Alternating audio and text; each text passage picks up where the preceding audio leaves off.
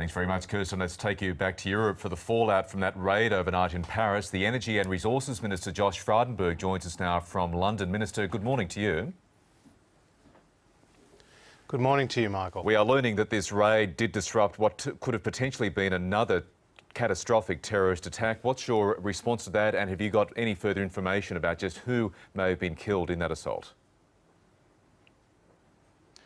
No, I woke up this morning in Paris, and outside our hotel room you could hear the police sirens, and certainly when we turned on the news we were confronted like everyone else with the revelations that the police had tracked down what looks to be other terrorists and people with suicide bombing vests on and weaponry at their disposal, and fortunately they were killed and there weren't any serious police injuries. But I think what it reflects, Michael, is that this is an ongoing campaign by the French authorities against what are quite a number of terrorist sympathisers and terrorists in France at the moment. We had all these weapons seized by police going into that apartment. So what does this say to you about the resources available to these groups and their intent in the days, the weeks, the months ahead? Well, it says that we in the Western world are facing an enormous threat from these coordinated terrorist attacks, and certainly the mood in Paris was very sombre. There was a sense of disbelief among the public that so many innocent lives could be lost. I joined Ambassador Stephen Brady at the Bataclan Concert Hall to lay some flowers and to pay Australia's respects to the fallen.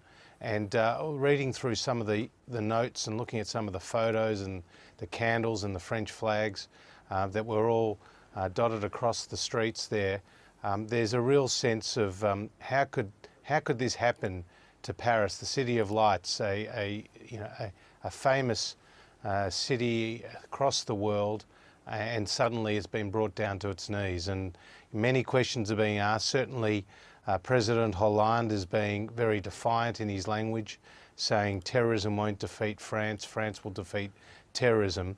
And I think there will be more ongoing operations over coming days as they seek to make the community safer than it is. There have been lots of discussions, as you know, by world leaders, including the Prime Minister Malcolm Turnbull, about just what to do next in terms of tackling Islamic State at its core in northern Iraq and Syria in particular.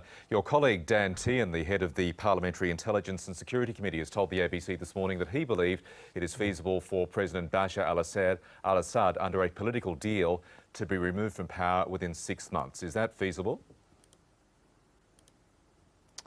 Look, I'll leave those decisions and determinations to the Prime Minister and to the Foreign Minister and to the Attorney General and other members of the National Security Committee. No doubt they've got the best intelligence available.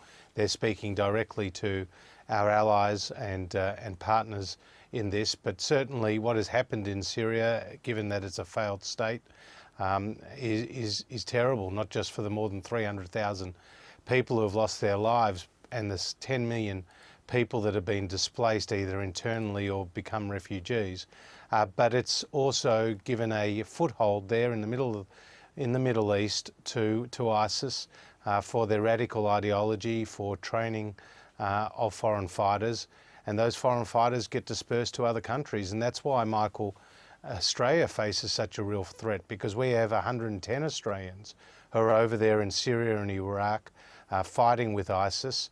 More than 40 Australians have lost their lives, some of whom were suicide bombers. We know of 190 Australians that are providing support to our foreign fighters, be it through recruitment or financing. And the Foreign Ministers cancelled more than 140 passports.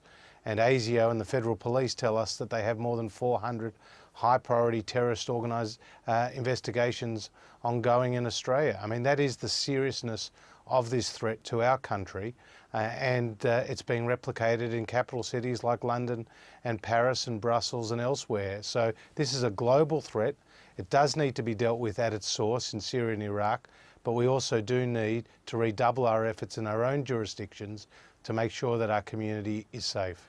The leaders, including the Prime Minister and the President of the United States, Barack Obama, say sending ground troops into Syria would be a mistake. At the same time, as you know, the former Prime Minister Tony Abbott has now made a couple of calls for Australian troops to go into Syria. Are his contributions to this debate helpful? Well, he's a member of Parliament, he's a former Prime Minister, and he's absolutely entitled to make his views known. But as you know, Malcolm Turnbull has been meeting with President Obama and other world leaders at the G20, and he is responsible for the deployment of Australian Defence Force personnel, and we have more than 700 that are deployed to Syria and Iraq, including 300 that are training Iraqi forces at the moment, and the others, other Australian Defence personnel involved in our air operations over there. So Malcolm Turnbull has the best information at his disposal, is talking to the world leaders, and he will make the determination on behalf of the country. OK, Josh Frydenberg in London, thank you so much for your time this morning. Nice to be with you, Michael. Well, let's return to Western Australia now for an update on the bushfire emergency that has claimed 4 lives there. Reporter Mark Bennett is in Esperance. Mark,